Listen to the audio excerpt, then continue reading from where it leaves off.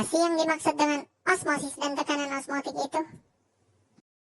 Nah, untuk memahami itu, simak video berikut ya. Hai semuanya, untuk pembelajaran hari ini kita akan mempelajari tentang apa sih itu osmosis dan apa itu tekanan osmotik. Tapi sebelum itu, izinkan saya memaparkan tujuan pembelajaran kali ini. Yang pertama, siswa diharapkan mampu mengerjakan soal dengan baik. Yang kedua, siswa diharapkan mampu memahami apa itu tekanan osmotik secara umum atau general. Dan yang ketiga adalah siswa diharapkan mampu menjelaskan kembali apa itu tekanan osmotik. Baik, akan saya ulang.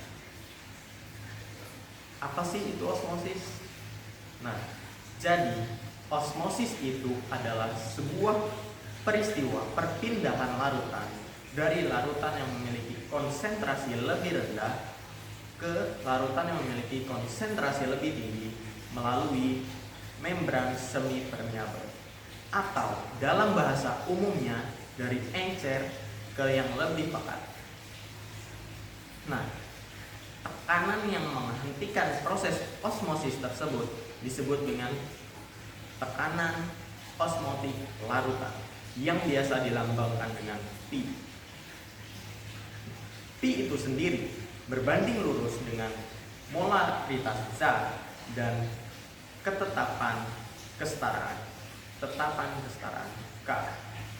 Nah, pada larutan encer, tetapan kesetaraan K ini dapat dirumuskan kembali menjadi RT. R adalah tetapan gas ideal dan T adalah suhu dalam Kelvin. Maka dari itu, setelah kita satukan semua itu, kita dapat rumuskan bahwa tekanan osmotik sama dengan P sama dengan M kali R kali T, dengan P adalah tekanan osmotik dan M adalah molaritas zat dan R adalah tetapan gas ideal yang bernilai 0,02 liter atm per mol Kelvin dan T adalah suhu dalam Kelvin. Lalu kita dapat memecah kembali molaritas itu menjadi rumus N per V atau mol per volume. Oleh karena itu, dirumuskannya akhirnya menjadi P sama dengan N per V dikali R kali T. Nah, jika suatu larutan memiliki tekanan osmotik yang sama dengan larutan lainnya, maka larutan tersebut disebut dengan isotop. Namun lain hal jika salah satu larutan memiliki tekanan osmotik yang lebih tinggi dibanding larutan lainnya, maka larutan tersebut disebut dengan hipertonik. Dan juga jika larutan tersebut memiliki tekanan osmotik yang lebih rendah dibanding larutan lainnya, maka larutan tersebut disebut dengan hipotonik. Baik, kita akan lanjut ke yang berikutnya. Nah, teman-teman semua, jadi di sini untuk penerapan rumus tersebut saya punya contoh soal. Tertulis bahwa untuk membuat 200 ml larutan urea yang isotonik dengan larutan NaCl 0,1 molar diperlukan massa urea dengan MR60 sebanyak. Kita tulis yang diketahui terlebih dahulu. Diketahui jika volume dari urea adalah 200 ml. Volume urea 200 ml. Lalu tertulis juga jika NaCl memiliki molaritas 0,1, maka molaritas NaCl adalah 0,1 molar. Nah, diketahui kembali jika larutan urea isotonik dengan larutan NaCl, yang dimana maka konsentrasi larutan urea sama dengan konsentrasi larutan NaCl. Nah, kita ketahui kembali nih jika larutan urea adalah larutan yang non elektrolit, Maka dari itu dirumuskan dengan M kali R kali T. Nah teman-teman, yang ditanyakan adalah massa urea sebanyak, ditanyakan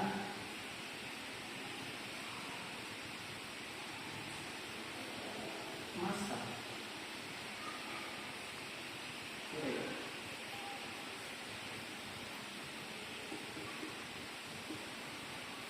Nah, karena isotonik, karena larutan NaCl adalah larutan yang elektrolit kuat, larutan NaCl dirumuskan dengan M kali R kali T kali I. Untuk mencari nilai I, karena NaCl adalah elektrolit kuat, maka jumlah I sama dengan jumlah ion yang ada dalam NaCl. Jika kita mengionisasi NaCl, didapatkan NaCl menjadi Na plus ditambah Cl minus, yang dimana nilai N sama dengan nilai I sama dengan 2. Kita sudah dapat nilai I-nya di sini. Kita masukkan semua yang diketahui. Pertama, karena diketahui volume dari urea, kita pecah molaritasnya menjadi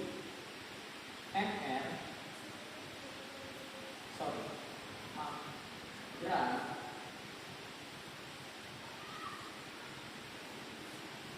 per ml-nya diketahui adalah 60 dikalikan 1000 per volumenya adalah 200 ml dikalikan dengan M kali T sama dengan molaritas urea adalah molaritas dari NaCl adalah 0,1, kita masukkan 0,1 kali R kali T kali. Karena isotonik, maka karena nilai R adalah tetapan dari gas ideal, kita coret, dan suhunya juga sama. Kita coret nilai R dan T dari kedua senyawa tersebut. Maka didapatkan jika gram per 60 dikali 1000 per 200 sama dengan 0,1 dikali 2. Nah, kita coret 30 di sini dengan 30 yang di bawah. Nah, langsung kita samakan saja. Gram ini karena ditanyakan gram urea, maka gram di sini adalah gram urea.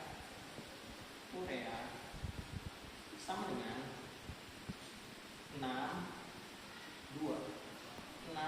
dikali 2 dikali 0,1 dikali 2. Maka didapatkan massa urea tersebut adalah 2,4 gram. Nah, bagaimana teman-teman? Cukup mudah bukan? Kita lanjut ke yang berikutnya. Nah, untuk kali ini kita kan kalian bertanya-tanya, apa sih penerapan dari tekanan osmotik ini dalam kehidupan sehari-hari? Biasanya tekanan osmotik ini diterapkan untuk sel hidup.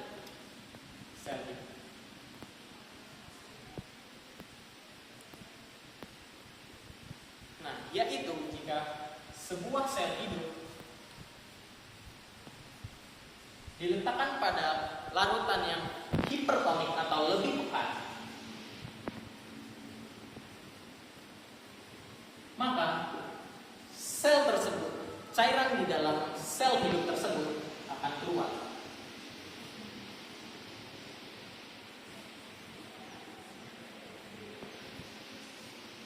Yang menyebabkan sel hidup tersebut kekurangan cairan yang berada di dalam sel tersebut. yang mengakibatkan dia mengkerut. Nah, pengkerutan ini biasa disebut dengan krenasi.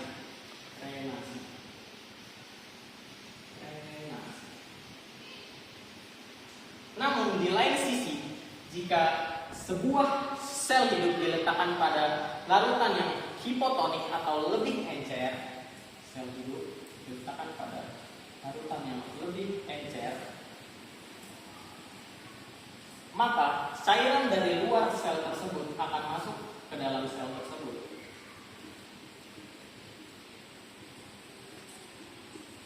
Yang mengakibatkan sel hidup tersebut mengalami kelebihan cairan di dalamnya, yang akhirnya kita ketahui bahwa sel tersebut akan pecah.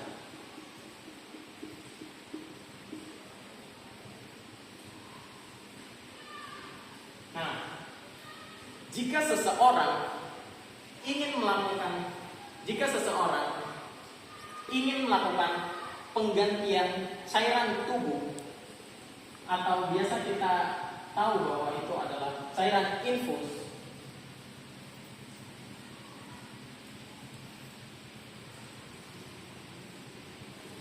maka cairan infus tersebut harus isotonik atau memiliki konsentrasi yang sama dengan orang yang ingin mengganti cairan tubuh tersebut. Kenapa?